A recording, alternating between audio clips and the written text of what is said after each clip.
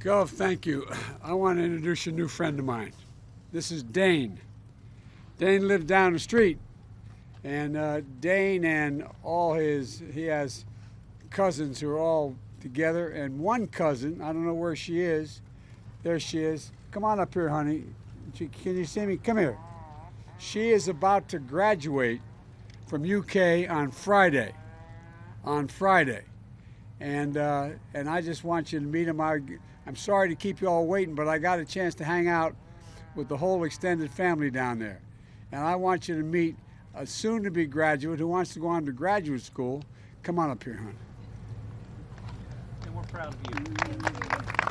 We're proud of you. What's your first name? Abby. Abby is here, and we're going to figure something special for her graduation day. But imagine that. This Friday, she graduates from UK.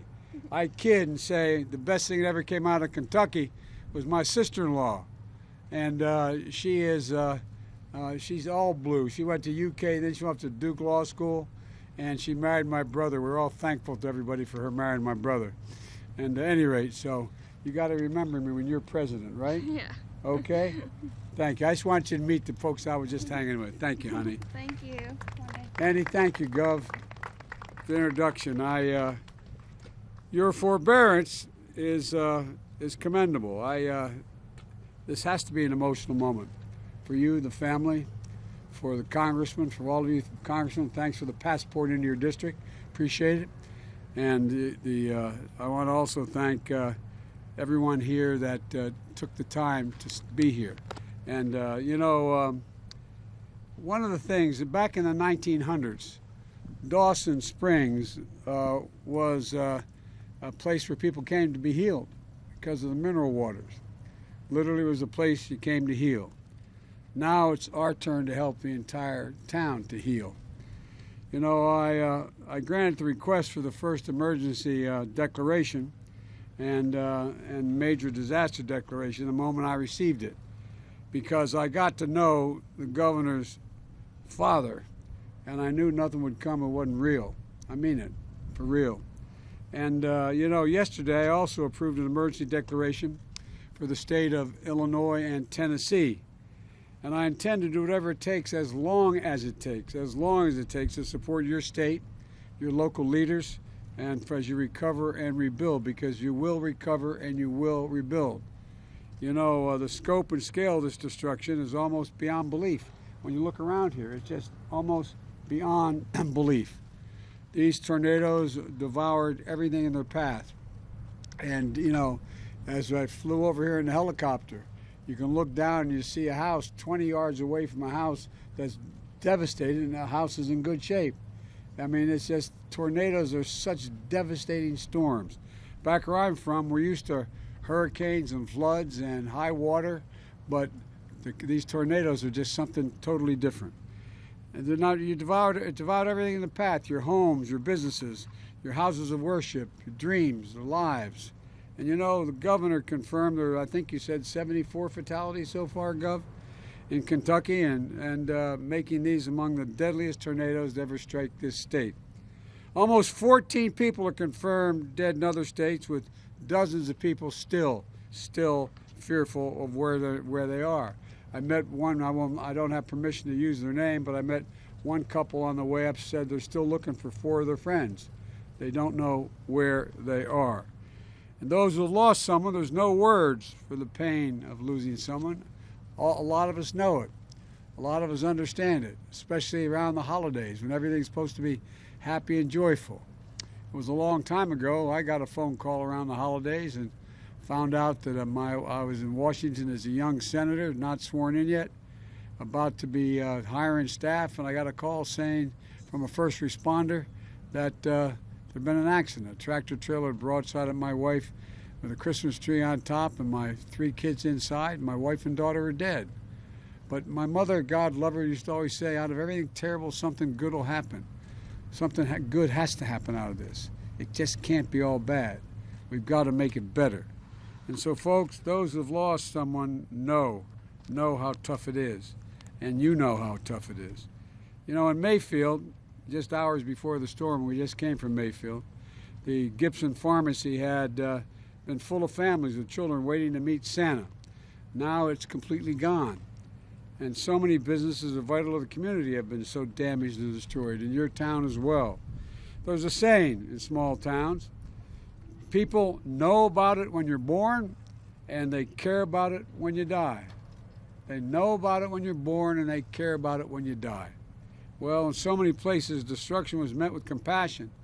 Neighbors and first responders racing to help and save each other's lives and support.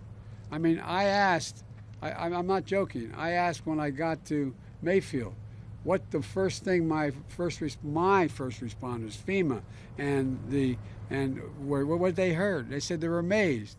All they heard was about people just going out helping one another. Everybody, just stepping up. It's incredible. It's incredible how you all step up. And so, folks, you know, the fact is, I'm going to make sure the federal government steps up and makes sure we do every single thing. For years and years, as U.S. Senator and then as Vice President, I come from Delaware, we have a lot of serious storms, hurricanes, oceans rising, a whole range of things. But you know what? It always took a long time. There's no reason why it should take any time. We have the wherewithal to get it done. And we're going to get every single thing you need. And I'm going to make sure the federal government does what's needed. At the state's request, 4 FEMA search and rescue teams are working here in Kentucky right now. For those without power, FEMA's already provided 61 generators.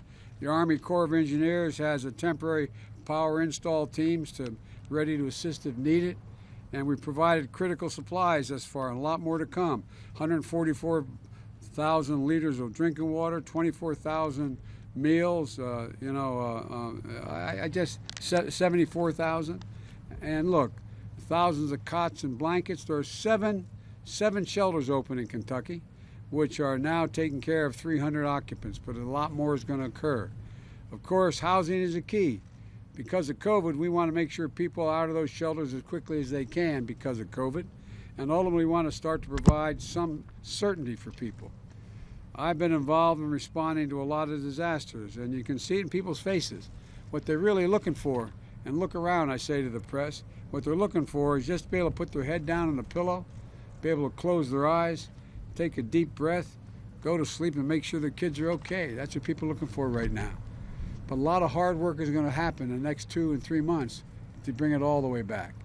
And so, folks, the Governor, I want to provide you the certainty as well. I just approved the request that I wasn't sure I had the authority to do, but it turns out I do. The government's going to cover 100% of the cost. 100% of the cost for the first 30 days for all the emergency work, from clearing everything to every single cost the federal government's going to take care of. And it includes debris removal, cost of overtime and law enforcement, emergency service personnel, and shelter. And that'll get you through. And by the way, I want to thank your wife. She started a toy drive for this part of the state to make sure, how many, come here. I'm taking credit for something I have nothing to do with. How could you? But tell them what you got so far. Well, as of this morning, we think that we have around 20,000 gifts donated, and we've got 3 more days to go. 20,000 gifts, so no kid's going to go to sleep wherever they get to sleep tonight without a gift. God love you. And look, we also need to recognize the people who have suffered mental and emotional injuries. The cost of this sometimes are unseen and unknown. People talk about post-traumatic stress in the battlefield as I travel through Afghanistan and Iraq. Well, guess what? There's a lot of post-traumatic stress that comes from lying in your house and all of a sudden the roof goes blowing off and you wonder whether your kids are around. I really mean it. So, with the shock of losing a home and a business, the grief of losing someone, it's happening right before the holidays, as I said, and we're going to make sure that you have all the help you need, including the kind of mental help that's needed to help people through difficult times. And folks, the FEMA has opened mobile disaster recovery centers in Mayfield and in Dawson Springs, and it has disaster survivor assistance teams on the ground here in Kentucky to help people register for assistance. As I said when I talked to the governor, not only that we're going to get what you need, we're going to make sure you know everything's available, because you don't always know all that is available. And that's what we're going to do. And folks, you know, if you live in affected areas, which all of you are standing here watching me do, you know, you visit disasterassistance.gov, disasterassistance.gov, or call 1-800-621-FEMA. That's 1-800-621-3362. I promise you, you're going to heal, we're going to recover, you're going to rebuild, you're going to be stronger than you were before. We're going to build back better than it was. And when I come back, I got one beautiful lady and her husband promised me a meal. She's apparently a hell of a cook, so I'm coming back for the meal. So thank you for being here. And to all the families here, keep the faith. We're going to get this done. I promise you, the governor's not walking away, your county judge is not walking away, your congressman's not walking away, no one's walking away. We're in this for the long haul. Thank you very much for your patience.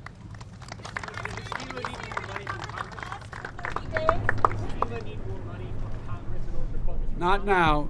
We don't need it yet. We don't need it now. You know, there has been, because of weather disasters, just this year, over $99 billion in losses. $99 billion in losses. And as I flew over, I was telling folks here, as I was out with the governor of California and Idaho and other states, as you fly over those territories for the better part of an hour, looking down, every single solitary thing is leveled because of the fires. Nothing there. The forest, the homes, the businesses. And guess what? So much area has burned this year because of weather and climate changes that is larger than the entire state of New Jersey. The entire state of New Jersey. That's how much land has been burned to the ground. So we got a lot to do. We got a lot to do, but the American people are ready to do it. This is the United States of America. There's not a darn thing we can't do. Thank you.